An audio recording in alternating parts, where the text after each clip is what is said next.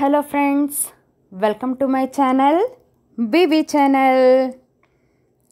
Summer వచ్చింది కదండి. అమ్మో, ఎండలు విపరీతంగా ఉన్నాయి కదండి. వేడివేడిగా బయట ఉంది కాబట్టి ఇంట్లోని చల్లగా ఏం కూల్ డ్రింక్స్ ఉన్నాయి, ఫ్రిడ్జ్లో చల్లగా ఏం కనిపిస్తున్నాయి, పెరుగన్నాలు లేకపోతే ఏం చల్లగా తిందామా అనిపిస్తుంటుంది కదా. అందుకు నేను పెరుగుతోని కీరా పెరుగు పచ్చడి చేద్దాం అనుకుంటున్నానండి. దీనికి కావాల్సినవి పెరుగండి, దహి తీసుకున్నాను, ఇంకా కీరా తీసుకున్నానండి, దోసకాయ, పచ్చిమిరపకాయలు, ఎండుమిరపకాయలు, ఇంకా ఫ్రెష్ కరివేపాకండి. కరివేపాకు ఎంత వాడుకుంటే అంత మంచిదండి. పచ్చి కరివేపాకును కూడా నేను తీసుకున్నానండి. ఇవి మనకి కావాల్సిన ఇంగ్రీడియంట్స్ అండి. దీనిని తీసుకొని మనం పెరుగు దోసకాయ పచ్చడిని తయారు చేసుకుందాం.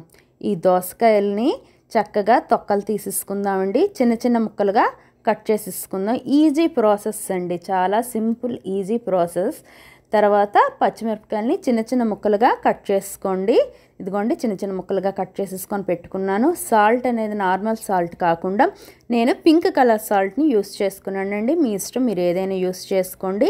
ఇంకా ఇంగువని తీసుకున్నానండి. పెరుగు పులుపు వస్తువు కదా, పులుపు వస్తువులను ఇంగువ వేసుకుంటే, టమాటో అవని పెరుగు అవని దీనిలో ఇంగువ వేసుకుంటే చాలా బాగుంటుందండి. ఇది ఒక టిప్గా యూస్ చేసుకోండి. ఇప్పుడు దీనికి ఇంకా కావాల్సిన ఐటమ్స్ ఏంటో చూద్దామా అండి. దీనికి పోపు వేసుకోవాలండి. పోపు వేసుకుంటే చాలా టేస్టీగా ఉంటుంది. అందుకు పోపుకి కావాల్సిన ఐటమ్స్ ఏంటంటే ఆవాలు, జీలకర్ర, ఇంకా మెంతులు తీసుకున్నానండి. మెంతులు ఎందుకంటే పెరుగు పులుపు అనేది యూస్ చేసుకుంటే మెంతులు కంపల్సరిగా వేసుకోవాలండి, పక్కా యూస్ చేయాలి. మినప్పప్పు, శనగపప్పు, ఇంకా ఎండుమిర్చి, ఇంకా కరివేపాకు, వీటిని పోపులో మనం యూస్ చేసుకోవాలండి. ఇంకా ఇప్పుడు మనం దీని ప్రాసెస్లోకి వెళ్దామా అండి. ఫస్ట్ ఒక బాండీ పెట్టుకోండి, దాన్ని బాగా వేడి చేయండి. వేడి చేశాక అందులో ఆయిల్ వేసుకోండి. ఆయిల్ కూడా మనకు వేడైన తర్వాత పోపు ఐటమ్స్ వేసుకుందామండి. ఆవాలు, జీలకర్ర, ఇంకా మెంతుల్ని వేసుకుందామండి. అవి చాలా బాగా ఫ్రై అయిన తర్వాత అందులోకి మినప్పప్పు, శనగపప్పుని యాడ్ చేసుకుందామండి. అవి కూడా మనకు బాగా ఫ్రై అయిన తర్వాత అందులోకి రెడ్ చిల్లీ, ఎండుమిర్చిని యాడ్ చేసుకుందామండి.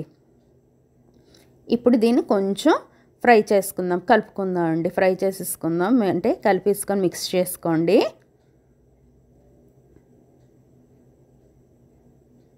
తర్వాత చిన్న చిన్నగా కట్ చేసుకున్న పచ్చిమిర్చిని యాడ్ చేసుకోండి.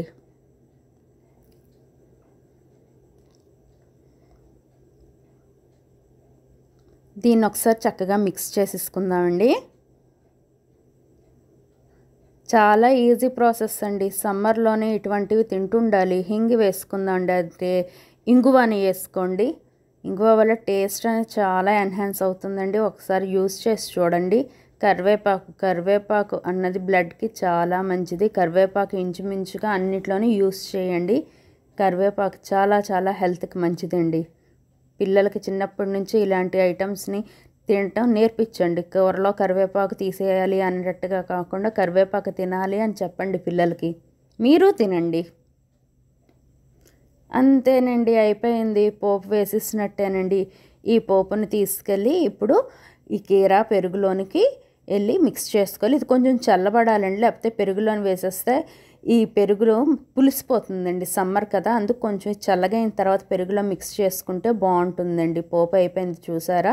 ఇది కొంచెం చల్లగా పెట్టాలండి. చల్లగా అయిపోయిందంటే దీనిని తీసుకెళ్ళి ఆ దోసకాయలు, పెరుగు, ఇది సాల్ట్ మిక్స్ చేసేసుకున్నామంటే మన దోసకాయ పెరుగు పచ్చడి రెడీ అయిపోతుందండి. ఇదిగోండి చూడండి, దోసకాయలు చిన్న చిన్నగా కట్ చేసుకున్నాం కదా, అందులోనికి మనం పెరుగుని యాడ్ చేసుకుందామండి. యాడ్ చేసుకున్నాం కదండి పెరుగు. ఇప్పుడు ఇందులోనికి సాల్ట్ని వేసుకుందాం. పోపుని యాడ్ చేసుకొని కొంచెం ఇందాక మనం పోపుని చల్లగా పెట్టుకున్నాం కదండి, ఆ పోపుని వేసేసుకుందాం. మొత్తం పోపు అంతా ఇందులో వేసేసుకోండి. మినప్పప్పు, శనగపప్పు వేసుకున్నాం కదండి. పెరుగులోని మినప్పప్పు, శనగపప్పు వేసుకోవడం వల్ల చాలా బాగుంటుందండి. ఇదిగోండి సాల్ట్, ఇది కూడా యాడ్ చేసేసుకుంటున్నాను.